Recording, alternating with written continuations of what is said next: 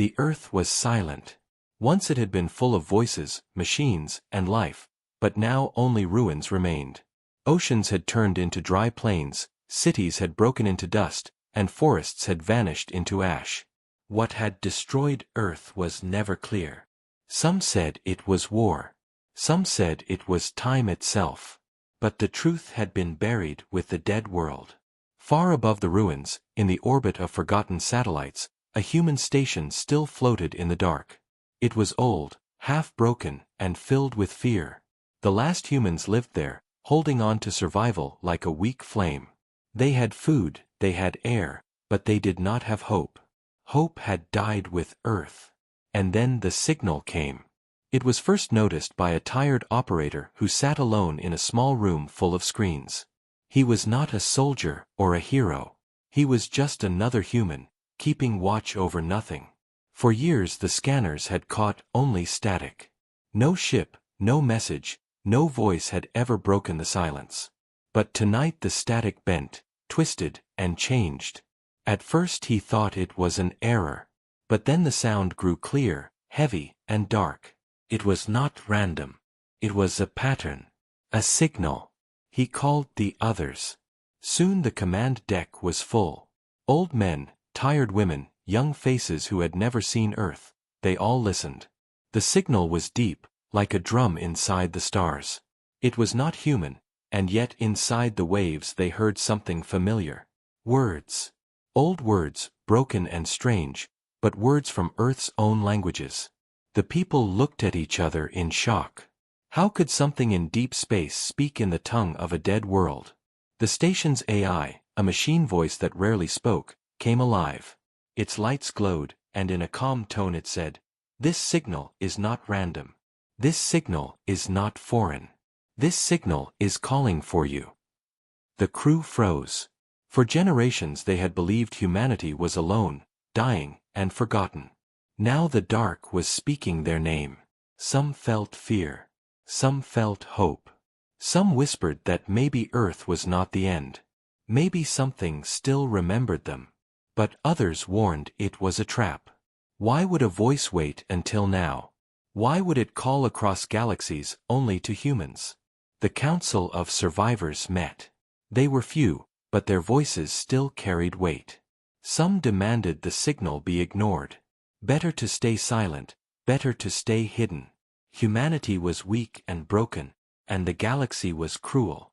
But others argued the opposite. If this signal carried knowledge, it could save them. If it carried power, it could make them strong again. And if it carried hope, it could give meaning to their survival. While the council argued, the signal grew louder. The station systems began to flicker each time the pulse arrived, as if the station itself was being pulled toward it. Screens showed shifting symbols. Engines hummed though no one had touched them. It was as if the signal had found them, chosen them, and was waiting for them to answer. The crew who had first heard it stood silently in the hall. They were not leaders, not fighters, only ordinary humans. But in their eyes was something the others had lost. Curiosity. A fire. The desire to know what was waiting. They spoke quietly among themselves. If no one else would go, they would. On the edge of the station sat an old exploration vessel. It had not flown in decades, but its frame was still strong. The crew walked to it in the night cycle, while the rest of the station argued and slept. As they stepped inside, the signal pulsed again. Lights inside the ship flickered to life. Systems powered on as if the ship itself had been waiting for them. They looked at each other in silence. None of them needed to speak. The signal was guiding them. Outside the windows, the stars burned cold and distant. The earth below was only a broken shadow, a memory of what was lost. But beyond the dark, something was calling. Something wanted them.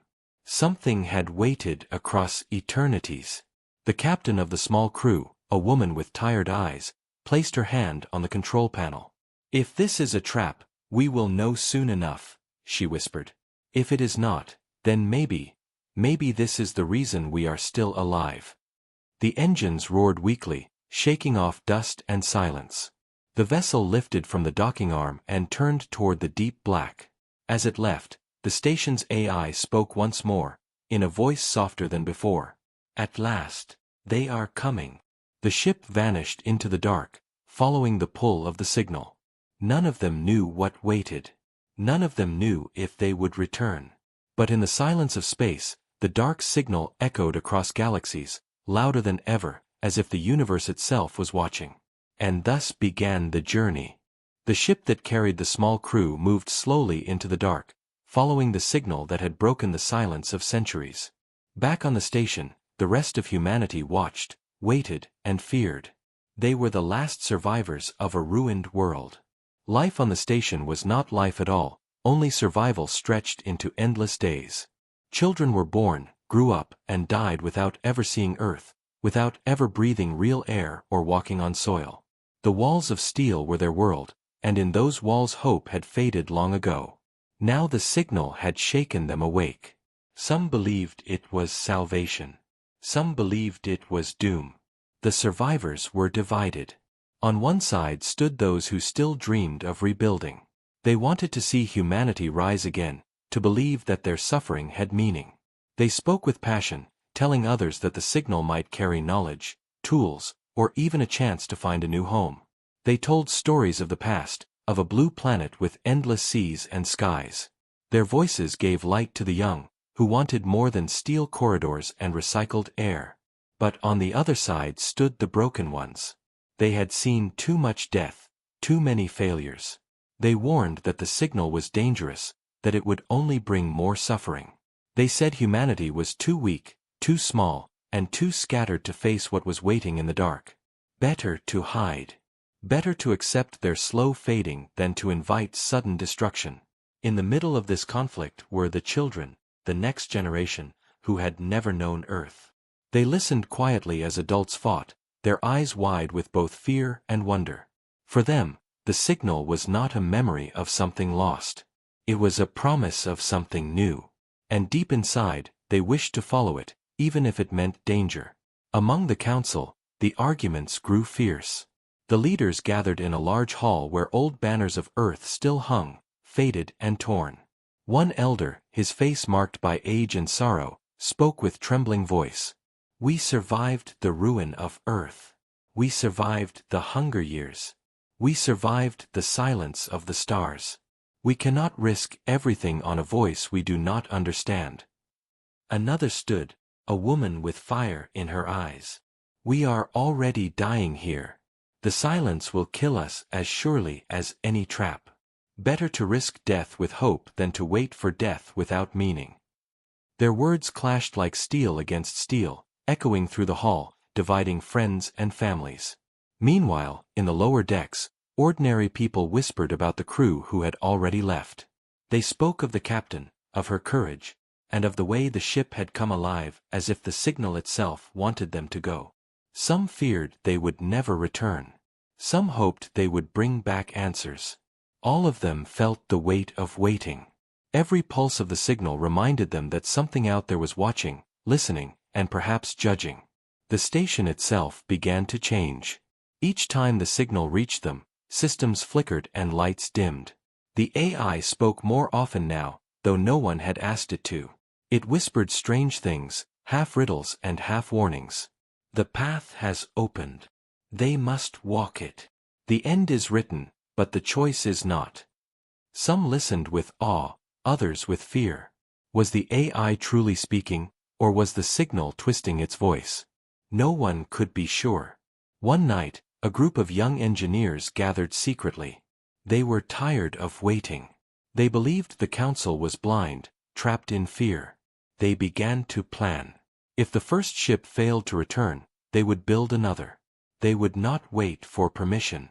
They would follow the signal themselves. They dreamed of finding answers, of seeing the stars up close, of being the generation that discovered why humanity had been called. But in the shadows, another group was also planning. These were the ones who feared the signal most. They whispered of destroying the receivers, of cutting the station away from the call. "If the signal cannot reach us," they said, "then it cannot harm us." They saw the signal not as hope but as poison, a lure meant to pull humanity into its grave. The station trembled with these secret tensions. Hope and fear twisted together like two blades. Every moment, the survivors felt the weight of choice pressing on them. Do nothing, and fade. Act, and risk everything. Far away, the cruise ship moved deeper into the void. The signal grew stronger, as if guiding them closer to its source. But the survivors on the station did not know this. For them, every day was waiting, every night was filled with whispers of what might come. Children asked their parents what the signal wanted. Parents had no answer. Elders stared at the stars and remembered the ruin of Earth, their hearts heavy with dread. And then, one day, a change came. The signal, once steady and dark, shifted. For the first time, it carried more than sound. It carried images.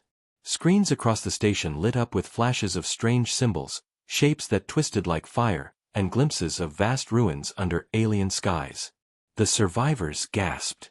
Some fell to their knees, believing it to be a revelation. Others screamed that it was a curse. The council tried to calm the people, but it was too late. The signal had reached deeper into their hearts than any leader's voice could. From that day, nothing would be the same. The survivors no longer waited quietly. They were divided more than ever, between those who saw salvation and those who saw destruction. And in the silence after the images faded, the AI spoke one final line, a whisper that chilled every soul who heard it. They were not the first to hear the signal. They will not be the last. The small ship drifted through endless black, its engines weak but steady, following the dark signal that pulled them like a rope through the void. The crew sat in silence most of the time, their eyes on the screens that showed the stars sliding past. Every few hours the signal pulsed, shaking the ship with a deep hum that seemed to echo not just in the metal walls but inside their bones. It was as if the signal was alive, as if it knew where they were and how close they had come. The captain watched carefully. She had flown old ships before, but never had she seen a vessel respond to a signal like this one. The systems that should have been failing were running smooth, and power that should have been low was steady. She whispered once to herself, "It wants us to keep going." Her crew heard her but did not answer. Days passed as the ship crossed dead star systems. They saw suns that had burned out long ago, their light gone cold. They saw planets shattered into broken rings of stone. Once they passed through a field of metal debris, sharp and glittering, the remains of a fleet destroyed in some ancient war. Not one of the ships was human, but all of them pointed in the same direction, as if they too had once followed the signal. The crew grew uneasy. "We are not the first," one said quietly. "Others came before." None returned. The silence that followed those words was heavy, but still the ship pressed forward. One night cycle, the signal changed. Instead of sound, it showed flashes of images across their screens. Strange symbols burned bright, shifting faster than they could read. Then came visions of worlds they had never known, vast deserts of glass, forests made of crystal, cities floating above oceans of fire. And then, just for a moment, they saw something that froze their hearts. The face of a human, carved in stone, wearing armor of another age. The carving was old, older than Earth's fall, older than any history they carried. Yet it was a human face looking back at them from a ruin on some alien world. None of them spoke after that.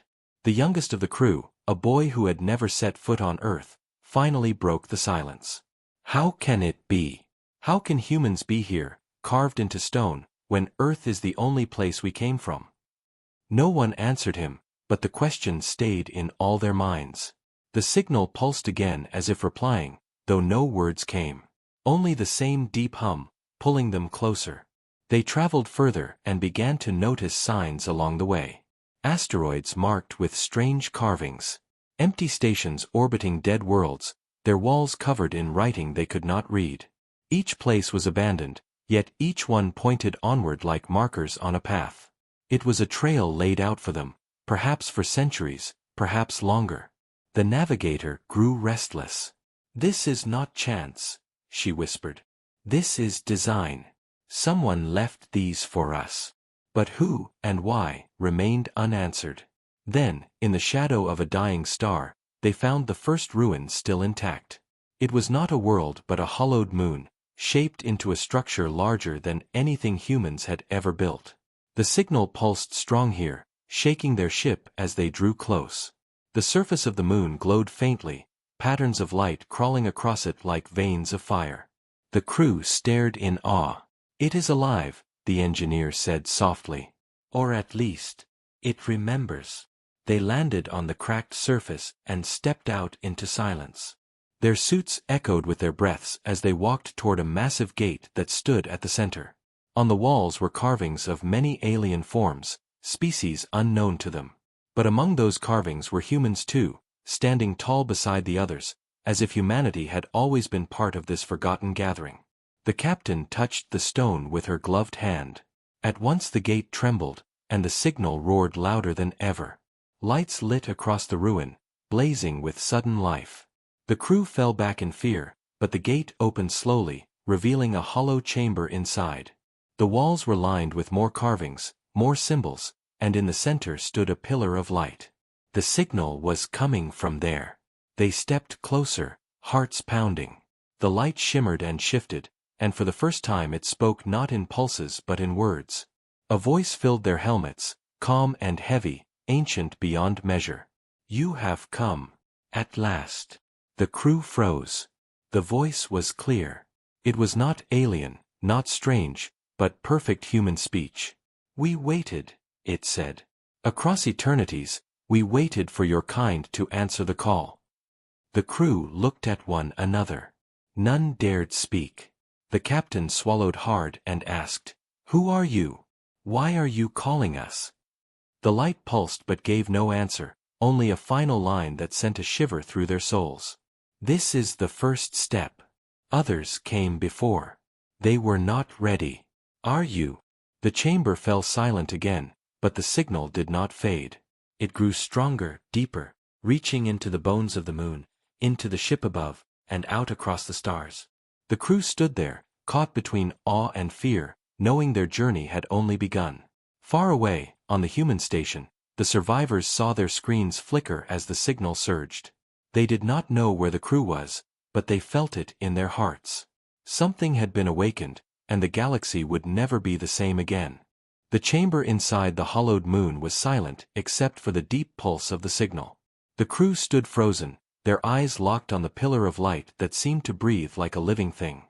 For a long moment no one moved, no one spoke. The captain felt her heartbeat echo against her suit and wondered if the voice had been real or only in her mind.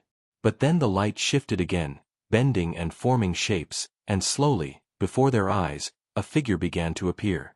It was tall, its outline human but not quite, built of pure light with no face and no body of flesh. The crew gasped as the figure raised a hand in greeting. The captain's voice trembled as she whispered, "Who are you?" The figure did not answer in words at first. Instead the walls of the chamber lit up with images. They saw stars being born and dying, fleets of ships rising and falling, worlds destroyed and rebuilt. Among the visions they saw humans, not just from Earth but scattered across the galaxy, walking beside other beings, fighting, building and vanishing. The images burned in their minds, so fast and so vivid they could hardly breathe. Then the figure finally spoke. "We are the keepers. We watched. We waited. We remembered your kind." The crew stared in disbelief. The captain shook her head. "That's not possible. Humanity was born on Earth. We never had ships like these. We never built these worlds." The figure's voice was calm, heavy, filled with something older than time. "You believe you are new. You believe Earth was your beginning. But your kind has walked these stars long before Earth was dust. You have been broken, scattered, and reborn. This is not the first age of man. This is not the first world you called home." Silence fell like a weight. The crew could not speak. The youngest member of the team, his voice shaking, whispered, "So we are not alone. We were never alone." The figure turned its faceless head toward him. "You were never alone. But you were forgotten." The light around them flickered, showing again the ruins of other species, carved with human faces among them. The navigator touched one of the glowing walls, her eyes wide. Then the signal. It was meant for us. Only us. The figure nodded slowly. Yes. Others heard it. Others came. But they were not chosen. They could not unlock what was meant for you. The words chilled the crew. The engineer frowned. If it is only for us, then why now? Why wait until Earth is gone? Why wait until we are weak and broken? The figure grew brighter, the chamber trembling with the force of its voice. Because now you are ready. In ruin you find strength. In loss you find truth. This is your test. The captain felt her throat dry. What test? But the figure only repeated, softer this time, your test. The signal pulsed harder, shaking dust from the walls, and then the figure pointed toward the pillar of light. Within it something began to form. A sphere of shifting symbols, glowing and turning, suspended in midair. This is the key, the figure said. Take it. It will guide you to the next gate. But know this, every step will demand a price. If you are not worthy, you will fall as others fell. The captain looked at her crew. Fear shone in their eyes, but also a spark of something else. Curiosity, hope, maybe even destiny. Slowly she reached out her hand toward the sphere. As her fingers touched the light, a surge of energy burned through her suit and into her skin. She gasped, but she did not pull away. The sphere sank into her hand, vanishing, leaving only a faint mark glowing on her palm. The figure's voice echoed through the chamber. The path is open. The next world awaits. Go, and remember, others watch. Not all will welcome your rise. With that, the light faded. The figure dissolved, and the chamber fell silent again. The crew stood there, shaken, unable to speak. The captain clenched her glowing hand and finally whispered, "We have no choice. We follow it." They returned to their ship, their hearts heavy with the weight of what they had seen. As they lifted off from the hollow moon, the ruins behind them lit up once more, as if watching them leave.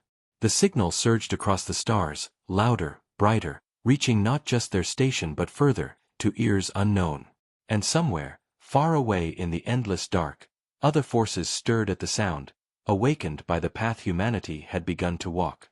The ship drifted away from the hollow moon, its engines trembling as if touched by the weight of what they had seen. The crew sat in silence, each of them replaying the voice of the figure in their minds, the words echoing like a shadow that would never leave. The captain kept staring at her palm where the glowing mark still burned faintly.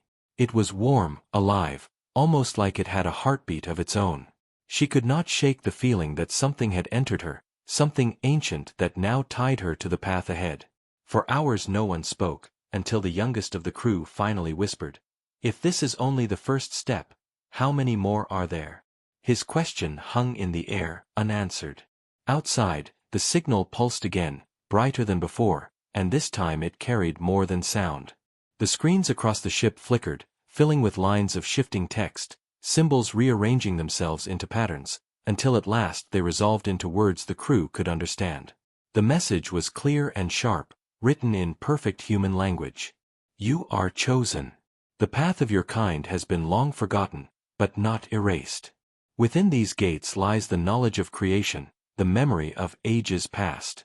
It belongs only to you. Guard it, or lose yourselves forever. The navigator read it aloud slowly, her voice trembling. The engineer frowned, leaning close to the screens. Knowledge of creation? Memory of ages? What does that even mean? The captain's eyes narrowed. It means this isn't just a signal. It's a map. It's leading us somewhere, and it expects us to follow. The words on the screen shifted again, now showing star maps. Glowing lines connected systems across the galaxy, forming a trail that led far beyond the reach of any human colony. At the center of the map was a mark that burned brighter than all the rest. The captain touched the screen, and the map pulsed as if alive. The AI voice of the ship came online, its tone distant and altered by the signal. Next destination locked. Course prepared. None of the crew had given it the order, but already the ship's engines were turning. The navigator shouted, "Stop! We didn't tell it to go." But the captain held up her hand. "Let it. This is the path. This is what we came for." The others looked uneasy, but they obeyed. The ship turned and jumped toward the next gate. During the long hours of travel, the crew argued quietly. The engineer believed the message was too dangerous to trust. He feared that knowledge like this would destroy what was left of humanity. The navigator thought the opposite, saying that if the signal carried power, it was their only chance to survive. The youngest listened but said nothing, his eyes fixed on the stars rushing past, wondering if somewhere out there more humans were waiting for them. The captain sat apart, her palm glowing brighter each time the signal pulsed, and she began to realize the mark was more than a symbol. It was a key. She could feel it responding to the ship, guiding its systems, even calming its engines when they strained. It was as if she herself had become part of the map. After 3 days the ship arrived at another dead world. From orbit they saw its surface cracked and burning, rivers of fire cutting through black stone. The signal was loudest here, pulling them toward the heart of the planet. Against fear and logic they descended, landing near the remains of an enormous city. The towers were shattered, the streets buried under ash, but at the center rose a temple of stone that still stood strong.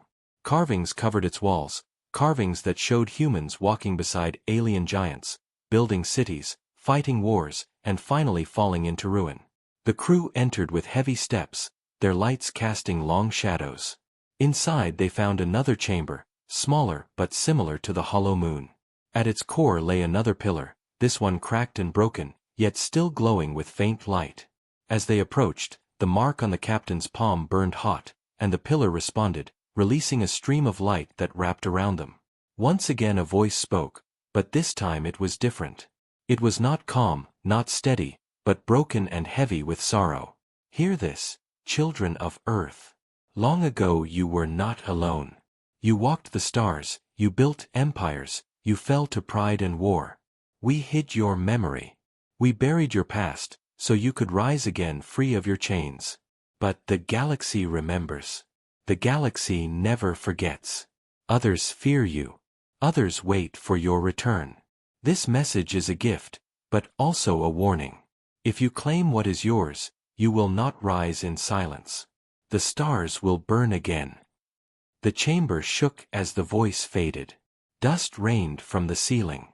The crew staggered back, their hearts pounding. The engineer shouted, "It's true. This isn't a gift, it's a curse. If we take this knowledge, we'll bring the galaxy down on us." The navigator glared at him. "Or we'll finally have the strength to survive." The captain clenched her hand, feeling the heat of the mark, and for a moment she thought she could hear the faint echo of the voice still whispering inside her mind. She looked at her crew and said, "We have no choice. Humanity is dying. If this knowledge is ours, we must claim it, no matter the risk." Outside the temple, the signal rose louder, spreading across the galaxy, carrying not just sound but memory, awakening forces long asleep. Somewhere in the dark, eyes turned toward them, watching, waiting. The message had been given, and the test had only begun. On the human station far above ruined Earth, the news of the crew's journey spread like fire. The signal had grown louder since the day they left, and now it was no longer only a sound in the dark. Images, maps, and fragments of words flashed across the screens for everyone to see. The people whispered with fear and awe. Some called it hope, a promise that humanity could rise again. Others called it a trap, a curse that would lead them to destruction. The council argued day and night, but no decision brought peace. The station had become a nest of secrets. In hidden rooms a faction of leaders gathered in silence. They did not believe in destiny or salvation. They believed in power. The signal, they said, carried knowledge that could be used as a weapon.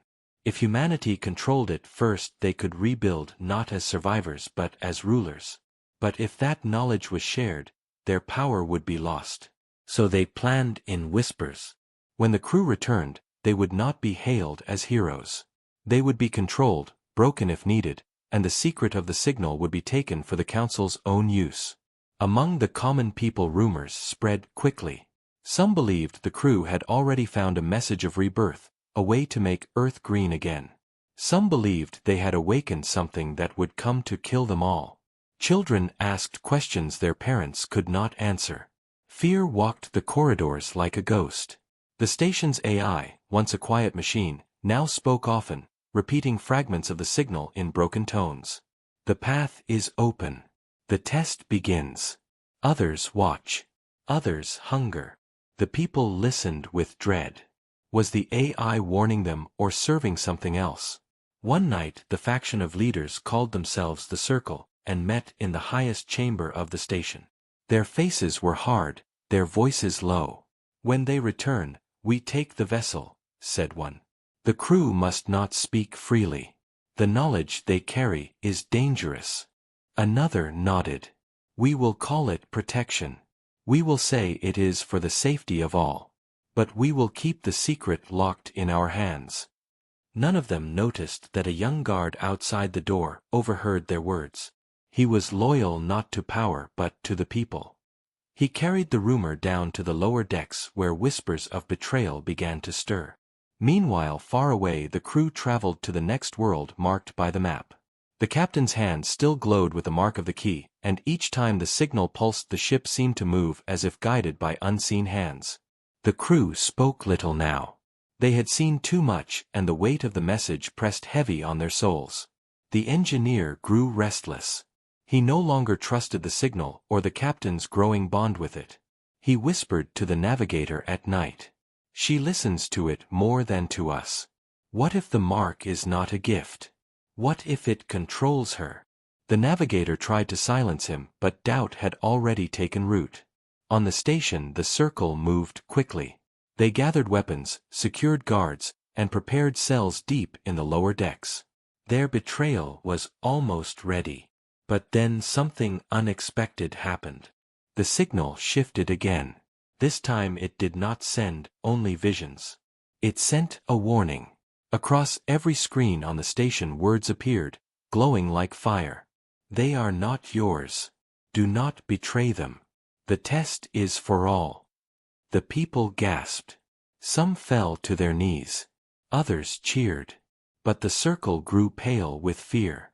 They tried to shut down the screens, but the message burned across every wall, every device, every eye. And then silence returned, leaving only confusion. The common people began to speak loudly in the corridors. They said the crew must be protected. They said the Council could not be trusted. The station split into two. One side called for loyalty to the Circle. The other side swore they would defend the crew when they returned. For the first time since Earth's ruin, blood was shed. A fight broke out in the lower decks between the factions. Brothers turned on brothers. Families were torn apart. Humanity's last shelter trembled with the sound of betrayal. Back in space the crew felt the signal shudder as if reflecting the chaos. The captain closed her eyes and pressed her glowing hand against the console. She felt voices not her own whispering through her veins. "They fight. They break. They betray. Will you still walk the path?" She opened her eyes, her face pale, and whispered back, "We will walk it, even if we stand alone." None of her crew knew she had spoken, but they felt the ship grow colder. The test had begun not only among the stars but within humanity itself. And in the dark beyond sight something else had awakened, listening to the betrayal, waiting for the right moment to strike. The ship entered the orbit of a dead star system, its light long gone, its planets nothing more than shadows of rock. The signal guided them here with a force that could not be resisted. The crew watched the dark void outside their windows and felt an invisible weight pressing against their hearts. For days they had argued in whispers, torn between fear and duty, between doubt and hope. The captain's hand still glowed with the mark of the key, and though she spoke little, they all sensed she carried a secret no one else could understand. When they landed on the black surface of a shattered planet, the air itself seemed to resist them. The ground cracked beneath their boots, and the sky above held no stars, only a faint red glow. In the center of the wasteland stood a great structure half buried in stone, older than any ruin they had seen before. Its walls were carved with endless lines of writing, not alien, not strange, but human. The words were ancient, older than Earth's recorded history, yet written in letters they could read. The youngest of the crew stepped forward and whispered in awe, "This is us. This was always us." Inside the structure they found a hall filled with broken statues and fallen pillars. At the end stood a black obelisk rising higher than their ship. It pulsed faintly with the rhythm of the signal, each beat sending shivers through their bones. As they approached, the captain's hand burned so hot she nearly fell to her knees. The obelisk responded, opening like a wound of light. A voice poured out, not calm, not steady, but filled with rage and sorrow. "You seek the truth. Then hear it." The crew froze as images filled their minds. They saw Earth, green and alive, not ruined but thriving. They saw fleets of human ships spreading across the stars, carrying banners of unity and war. They saw humans standing as rulers, feared by other species, shaping worlds and breaking them with fire. Then they saw betrayal. Not by aliens, not by enemies, but by humanity itself. Civilizations turned on each other, wars erupted, and entire systems were burned to ash. At last they saw Earth, not as a birthplace but as a prison. Humanity's enemies had struck, but so had their own kind. Earth was left behind as punishment, cut off from the stars, forgotten by design. The voice roared through their skulls. "You were not the victims of fate. You were the authors of your ruin. Earth was destroyed because of your pride, your hunger, your war. The galaxy remembers what you were. The galaxy fears what you could become again." The navigator fell to her knees, her face pale with horror. "It cannot be true. We were told Earth fell to disaster, to time, to chance." The voice thundered. "Lies to protect you from yourselves. Lies to give you a chance to rise without the chains of your past. But the truth cannot stay buried. You were destroyers once. And you may be again." The engineer shouted in anger, "Then why call us back? Why send the signal at all if we are monsters?" The obelisk pulsed harder, shaking the ground beneath them. "Because choice is the test. You carry within you the seed of ruin and the seed of salvation. What you choose will shape not only your kind but the stars themselves. The signal is both gift and trap. Knowledge to build, knowledge to burn. The galaxy watches. Will you repeat your past or break it?"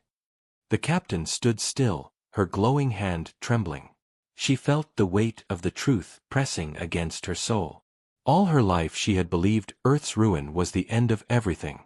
Now she knew it had only been the beginning of a cycle older than memory. She whispered, "We were never innocent. We were never victims.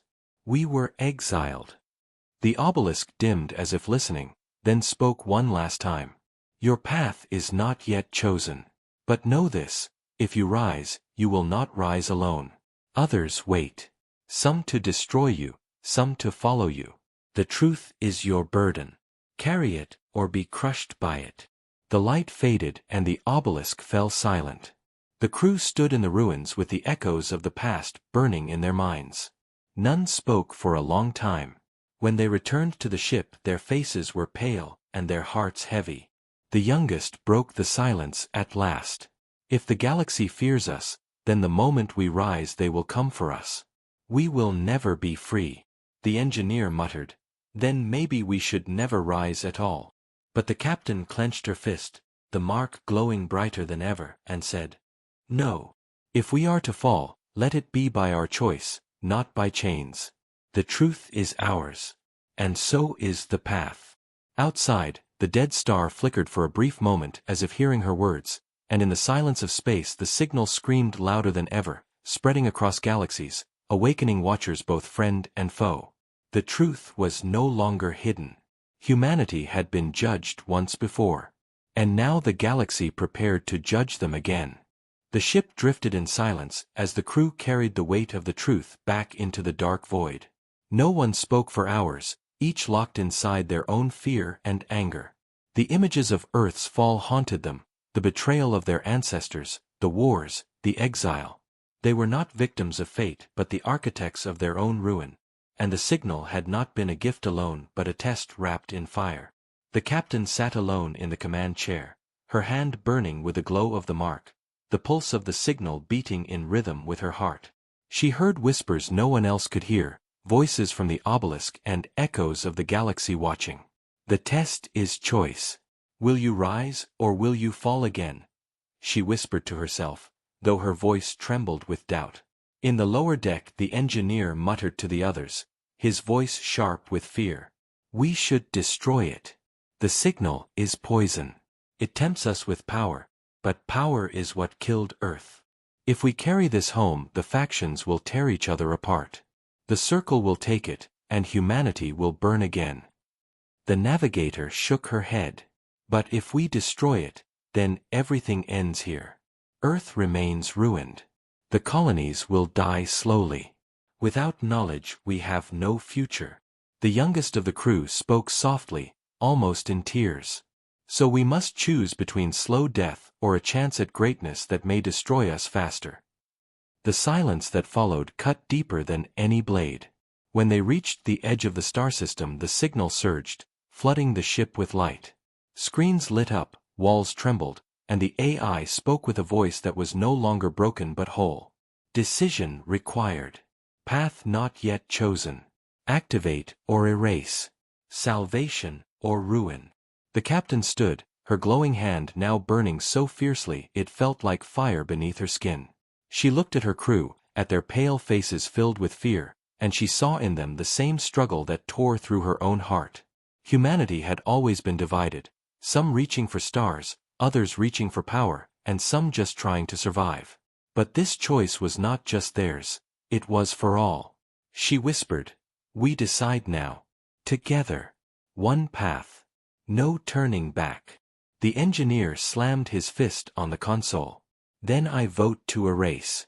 Better nothing than a trap that kills us all." The navigator shook her head. "I vote to activate. We cannot run from our past forever. If the galaxy fears us, let them fear us. At least we will rise again." The youngest whispered, I don't know. I fear both. But I choose hope. I choose to activate." All eyes turned to the captain. Her mark burned so bright it lit the chamber like a small star. She felt the voices around her, millions, billions, watchers from across galaxies waiting for this moment. She closed her eyes and saw Earth again, ruined, silent, forgotten. She saw children on the colonies with hollow eyes, people starving, humanity shrinking into shadows. And she saw a chance, even if it was a trap, even if it was a lie. "I choose to activate," she said at last, her voice steady like steel. She pressed her hand to the console, and the mark fused with the ship. The signal screamed, louder than ever, filling the stars with blinding light. Across galaxies machines awoke, ancient eyes opened, and forgotten fleets stirred from their tombs. The ship shook as if caught in a storm of time itself. The crew fell to their knees, covering their ears, but the captain stood firm though fire burned her veins. The AI's voice thundered, "Choice confirmed. Path unlocked. Humanity rises." In that instant the ruins of the dead planet lit like a beacon. Pillars of light shot into the sky, carrying fragments of knowledge, maps, and power into the void. The signal spread faster than light, reaching human colonies, alien empires, and sleeping enemies. On the human station the Circle watched in horror as their systems lit with data they could not control. The common people shouted with joy, some falling to their knees, others crying as they saw images of Earth alive, green, reborn in visions of promise. But not all were filled with hope. In the far reaches of space, predators who had once destroyed worlds stirred again.